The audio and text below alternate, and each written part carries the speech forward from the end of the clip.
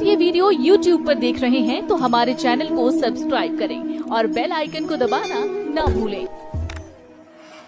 ये सत्संग ज्यादा सुनेंगे तो स्वप्न में भी हमने भगवान की वाणी याद आया करेगी, स्वप्न में परमात्मा की चर्चा होगी या सिमरन शुरू हो जाया करेगा, तो हमारा ज्यादा समय फिर भगवान की भक्ति में लगा करेगा, हमारे वजन हल्का हो जाएगा। अब क्या है कि जैसे एक रक्षाबंधन का त्योहार आता है, रक्षाबंधन के त्योहार पर बहनें अपने घर जाती हैं, अपने भाइयों के राखी बांध गाती हैं। किस लिए बांधती हैं? कि भैया मेरी रक्षा करना। पुण्यात्माओं, जो रक्षक है उसका तो हमने पता भी कोई नहीं। वैसे तो बहुत जगह ऐसी घटना घटी है। एक बहन बता रही थी कि जी मैं इस आपका उपदेश लेने से पहले अपने घर गई, अपने भाई का राखी बांधन, इकलौता भाई था। और वो क्या हुआ कि मैं घर पहुंची, 1 घंटे के बाद पता चला कि भाई दुर्घटना में मर गया। अब वो राखी रुखी तब भूल गई, टक्कर मारने द्वारा के। पुण्यात्माओं, हम यही प्रार्थना करते हैं कि हमने सारे उल्टे विपरीत रास्ते अपना लिए। अब जो हमारी भी रक्षा करे, बहन की भी रक्षा करे, भाई की भी रक्षा करे, क्यों ना हम उस परमात्मा का राखी बांध दें, यानी उसकी शरण में आ जाए, उसका उपदेश ले लें। तो उस लड़की को ज्ञान हुआ, वह नाम लेगी तो औरों को भी समझाती है कि बेकती गुरुजी जो कहे सच्ची बात है। मैं इसी उद्देश्य से गई थी, मेरा भाई मेरी रक्षा करेगा, और भाई ये ना पाया मुझे, भाई की लाश आई मेरे सामने उसी रक्षाबंधन के दिन। तो परमात्मा हमारा सबका रक्षक है, हमने इसी को राखी बांधनी चाहिए, हमें और ड्रामेबाजी की कतई आवश्यकता नहीं है।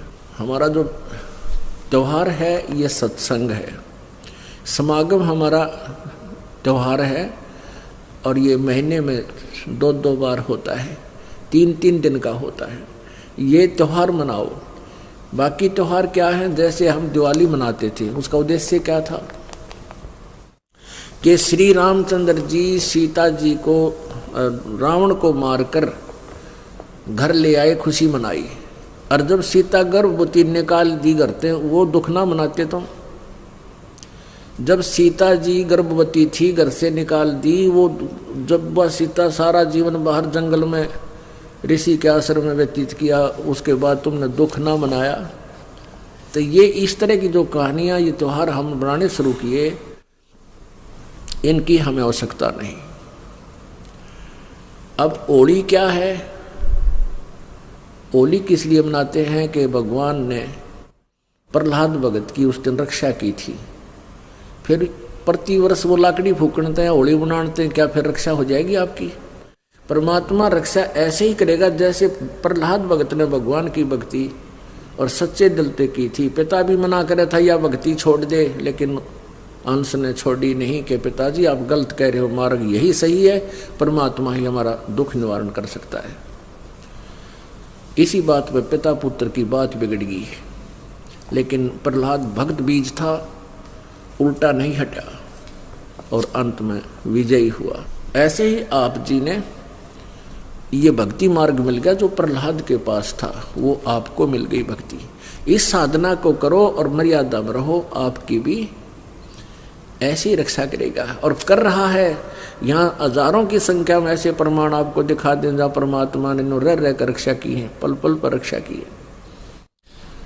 तो पुण्यात्मा, पहले तो हमने ये इस तरह के जो हमारे अपने आप हमने मकड़ी वाला जाड़ा पूर के इसमें आप फंस बैठे, इसको हल्का करो।